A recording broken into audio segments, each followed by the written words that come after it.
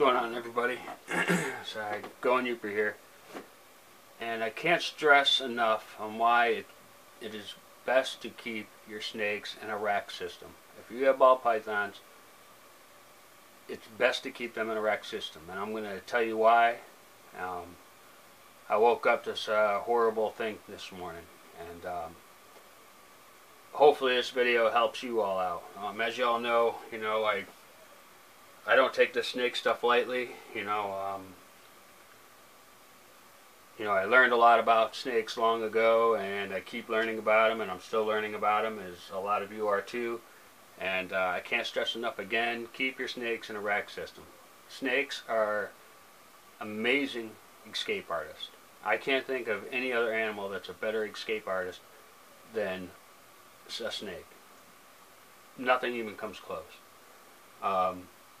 I bought a couple new tubs the other day that were a better size for my two pastel het clowns, my little guys. My little guy and my little girl, sorry. And I thought I had the lid on it secured. It wasn't in my rack system yet. I'm building a new rack, and that's where they're going to go. But I figured, oh, they'll be okay. And needless to say, one of my female pastel het clown got out of her tub last night, and this morning my wife got up to go to the bathroom. When she came back in, she found it on the floor of the snake room as she walked by.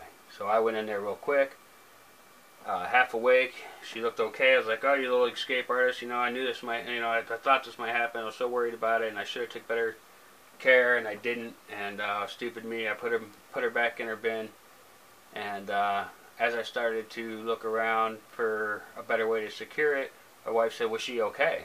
Was there anything wrong with her? Did the cats get to her? And I didn't even think. I was still half awake. So I got her back out, and she had puncture wounds up and down her. So later on, or tomorrow's video, I'm going to do a full how to care for a snake, if this is one you find out in the wild, or if this happens to you. How to care for them. I usually don't give out a whole lot of information about my life, but Going Youper has worn a lot of hats. I graduated early from school. I took college courses all summer long for most of my junior high and high school years.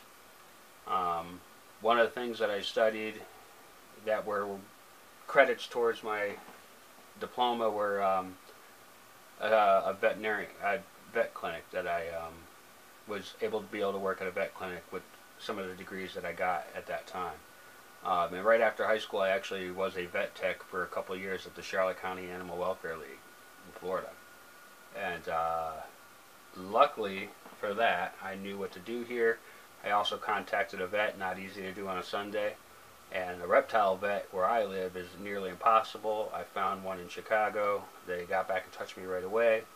Told me, yeah, exactly what you were doing, what I was doing was exactly what they would do. Keep an eye on her. Make sure she's okay. If infection sets in, then I'm going to have to drive her out to Chicago immediately to give her some antibiotic shots. Now, luckily for me, the wounds were pretty superficial. They weren't too bad. So I will be doing a video a little bit later on, and I will put it out tomorrow, how to care for a snake with wounds. It really embarrasses me, but I wanted to make this video to let you all know that this can happen to anybody, and if this does happen, this is what you need to do. So I just want to put that out there. This kind of changes up my video plans for Monday. I was going to do some shout outs to some pretty talented people in the snake business, but I'm going to have to put that off for a day or two because I want to be able to get this video out. So I will say she is okay. She was very happy to see me.